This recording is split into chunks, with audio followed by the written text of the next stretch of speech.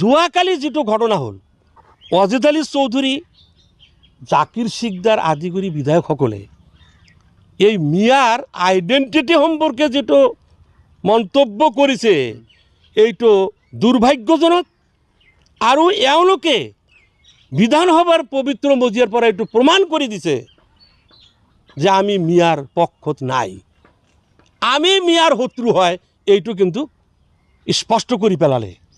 কাৰণ মিয়াৰ ভোট লৈছে, মিয়াৰ ভোট লৈ এমএলএ হৈছে, মিয়াৰ পাৱাৰ লৈ আজি বিধানসভাৰ মজিয়াত গৈছে।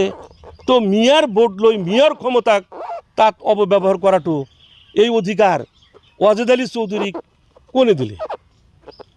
তেনে মিয়াক অপমান করা হয়েছে না নাই?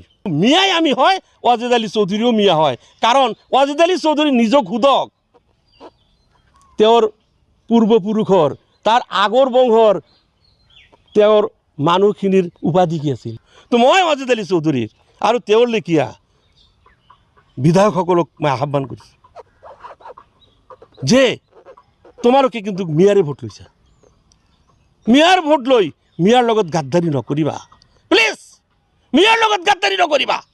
তেনেহ'লে কিন্তু তোমাৰ নিচিনা বিধায়কসকলক মিয়াই কিন্তু তোমালোকক বয়কট কৰিব।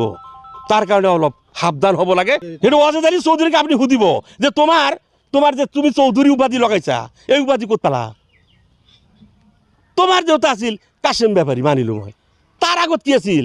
আৰু অজিত আলী চৌধুৰীৰ যদি মানে তেওঁকো যদি তেওঁ নিজে যদি তেওঁৰ অন্তৰক প্ৰশ্ন কৰে যে না চৌধুৰীটো নাছিল, তাহলে আগত মোৰ উপাধি কি আছিল? সি নিজে ডিক্লেয়াৰ কৰক, সি নিজে ডিক্লেয়াৰ কৰক। সি মিয়া নহয়, কি পূৰ্ববংগ বুলিও হয় নেকি?